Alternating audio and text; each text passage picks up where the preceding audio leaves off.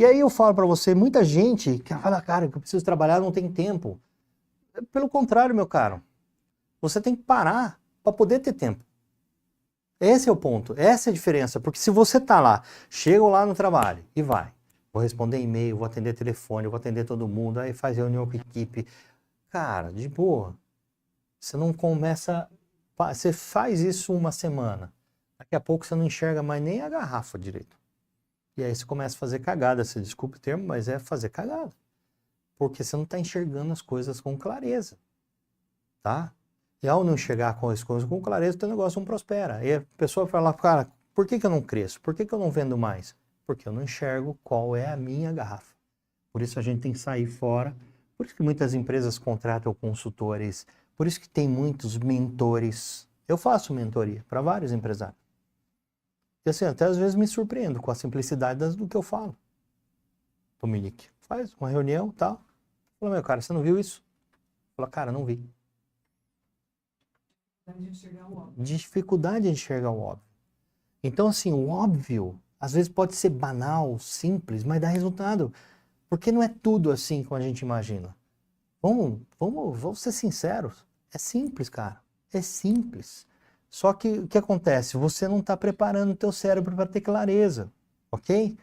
Então, eu quero falar para você, você quer trabalhar? Quer ter tempo? Então para. Tem um momento de descompressão.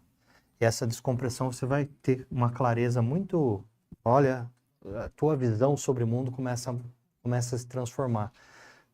Como pessoa, como pai de família, como esposa, como, enfim, como empresário, como esportista. É assim que faz. Eu preciso de um tempo para refletir. Ah, não tenho tempo. Eu trabalho de 12 horas por dia. Então, meu irmão, você está ferrado. Você está ferrado. Se não se ferrou ainda, vai se ferrar. Tá? Alguma coisa vai acontecer. Combinado? Então, assim, acho que é o primeiro ponto para a gente entrar, antes de entrar pro perguntas aí. Professor, a gente tem uma pergunta do Celso Hoffman. Ele diz assim, ó: já ouvi que muitos presidentes e vice-presidentes de empresas não gostam de perder tempo com e-mails. Isso exemplos reais. Parece que eles são bem seletivos nas fontes de informação. Isso procede? Super procede. Quanto mais, ó, eu sempre falo isso para os presidentes de empresas, diretores. Quanto mais alto na hierarquia você está, Celso, mais solitária é o processo de decisão. Com menos pessoas você pode abrir o seu coração e explorar ou realmente falar sobre as suas dores. Porque estando lá em cima você tem que conversar às vezes com quem já viveu ou quem está no mesmo nível de dores e dificuldades que você. E o que acontece? Quanto mais alto você sobe, obviamente, mais responsabilidade você tem. Então, você tem responsabilidade nos processos de produção, de operações, de logística, de marketing, vendas, de desenvolvimento de produtos, enfim, toda a área da empresa, ela fica sobre seu comando. E aí, qual é o problema? Às vezes você tem que colocar uma equipe, montar, treinar essa equipe para que ela te dê uma resposta. O que a gente sabe hoje é que na maioria das empresas existe uma dificuldade de você formar equipes, primeiro encontrar as pessoas e depois de formar equipes para que elas se subsidiem de informação de forma com qualidade daquilo que realmente você precisa.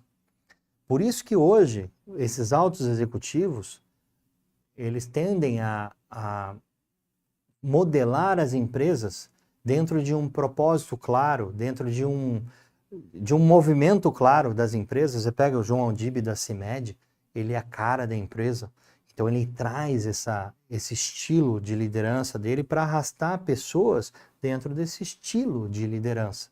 E assim a gente vê com várias outras personalidades, Thales Gomes, Alfredo Soares do Grupo G4, eles trazem esse propósito, esse jeito de fazer para atrair as melhores pessoas. É por isso que eles lideram. Uma empresa, ela precisa crescer, ela precisa estar à frente, para quê? Para a gente principalmente atrair talentos. E quando a gente atrai talentos, a gente começa a liberar o nosso cérebro para que eles tomem as decisões. Então, os altos executivos acabam sim sendo seletivos em uma série de coisas, não só e-mails, tá?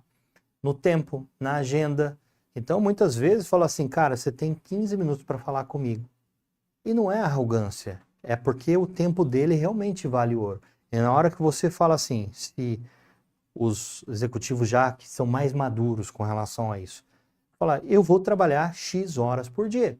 Depois outras Y horas vou dedicar para o esporte, outras Z horas vou dedicar para a família ou para o meu lazer. Então, você tem tantas horas. Fala, meu irmão, eu só tenho 1 hora para falar contigo, eu só tenho 15 minutos para falar com você. Por isso que se torna, assim, muito mais seletivos. Só que quando ele fala com alguém, ele fala somente com aquelas pessoas que valem a pena. Quem vale a pena? São as pessoas que compartilham do mesmo propósito, estão na mesma vibração de energia mesmo, de pensamento e de conhecimento. Por isso que um dos primeiros trabalhos para a gente trabalhar com lideranças é falar assim, qual é o propósito que a gente tem como empresa? Aí sim eu atraio talentos, os talentos eu preparo para que sobre mais tempo e obviamente aí a gente fica ainda mais seletivo.